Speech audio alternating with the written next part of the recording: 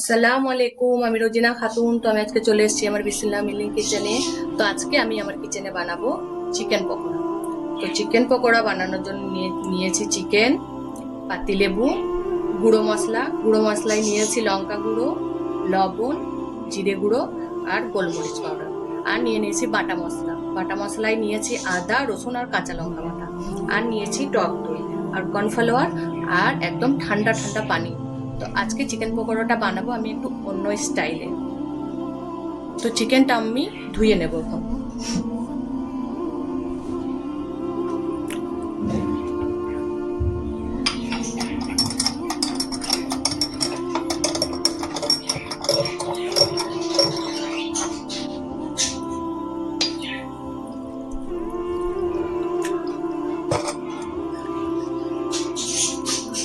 তো চিকেনটা আমাদের ধোয়া হয়ে গেছে।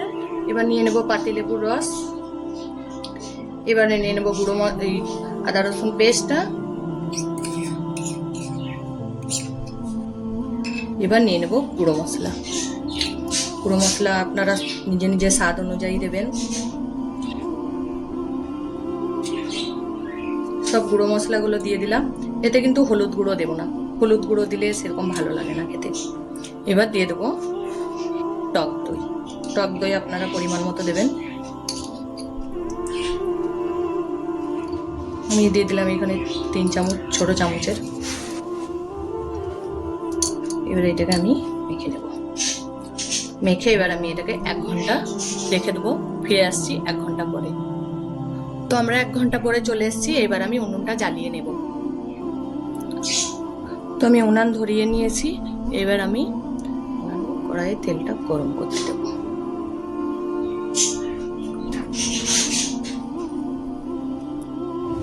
তো তেলটা আমার গরম হয়ে গেছে। আমি এক এক করে এবার পকোড়াগুলো ভেজে নেব। প্রথমে আমি কর্নফ্লাওয়ার এরকম ডিপ করে ঠান্ডা পানিতে একবার ডুবিয়ে নিয়ে আবার একবার ডিপ করে নেব। এবার আমি গরম তেলে দেব। বিসমিল্লাহির রহমানির রহিম।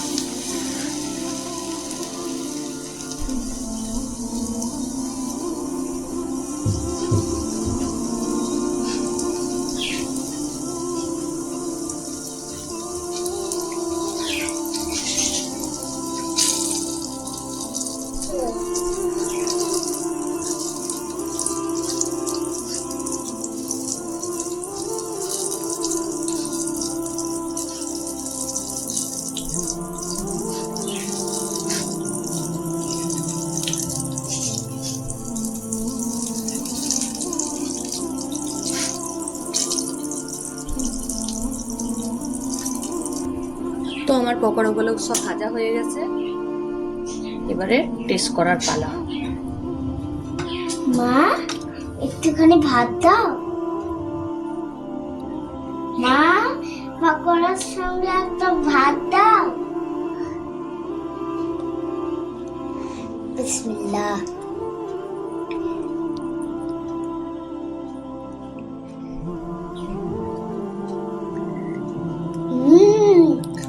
Like and channel subscribe.